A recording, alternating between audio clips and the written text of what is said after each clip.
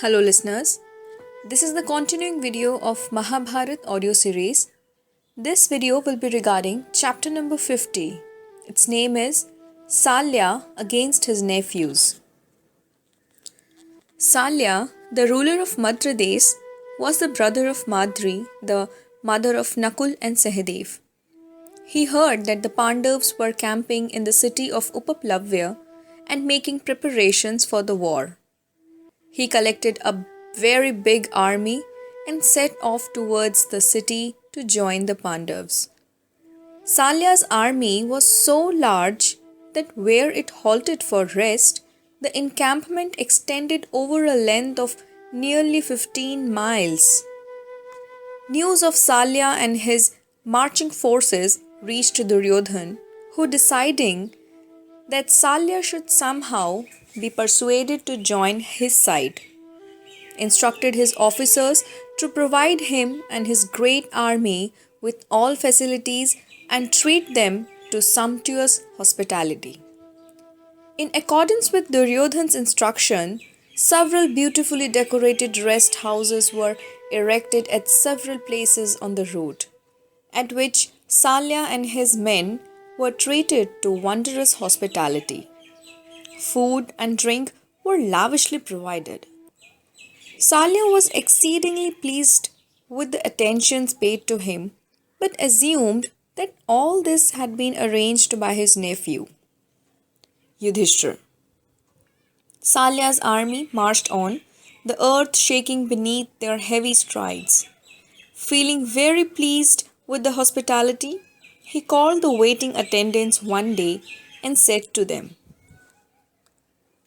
"I must reward you all who have treated me and my soldiers with so much love and attention. Please tell Kunti's son that he should let me do this and bring me his consent." The servants went and told their master Duryodhana this.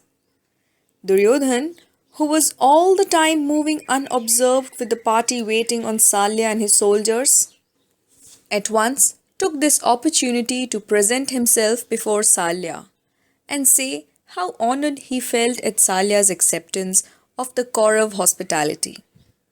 This amazed Salya, who till then had no suspicion of the truth, and he was also touched by the chivalry of Duryodhana in lavishing kingly hospitality on a partition of the Pandavas.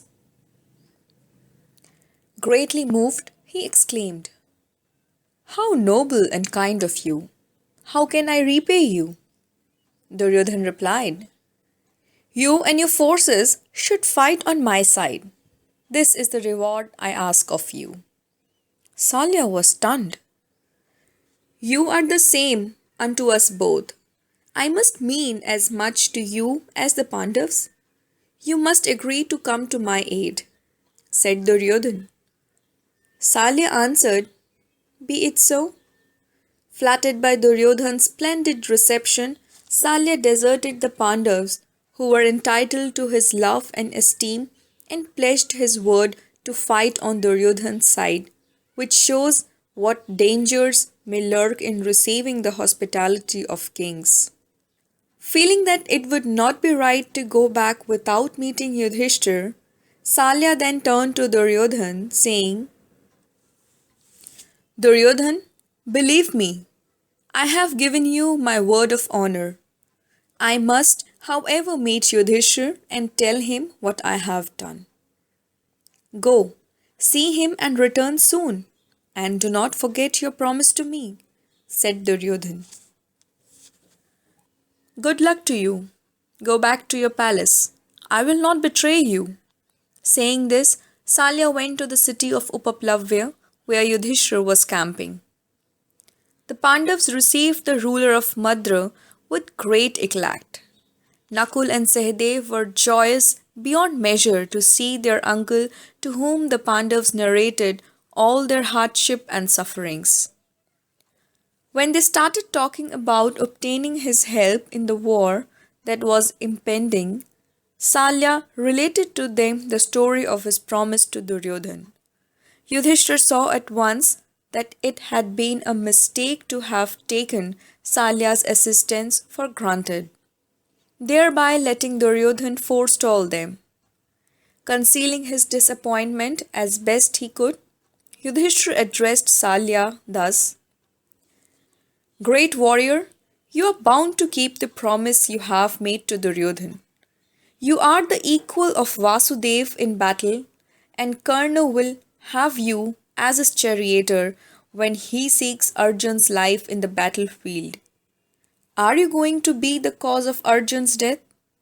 Or are you going to save him then?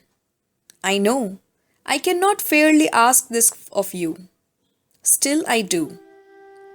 To which Salya rejoined, My lad, I have been tricked into giving Duryodhan my word, and I shall be ranged against you in battle. But when Karna proceeds to attack Arjun, if I happen to be his charioteer, you may take it he will go to battle disheartened, and Arjun shall be saved. Fear not. The sorrows and insults which were visited on Draupadi and you all will soon be an avenged memory. Henceforth, yours will be good luck. No one can prevent or alter what has been ordained by fate. I have acted wrongly, bear with me. Chapter 50 finishes here. Keep listening Mahabharat in the next audio series.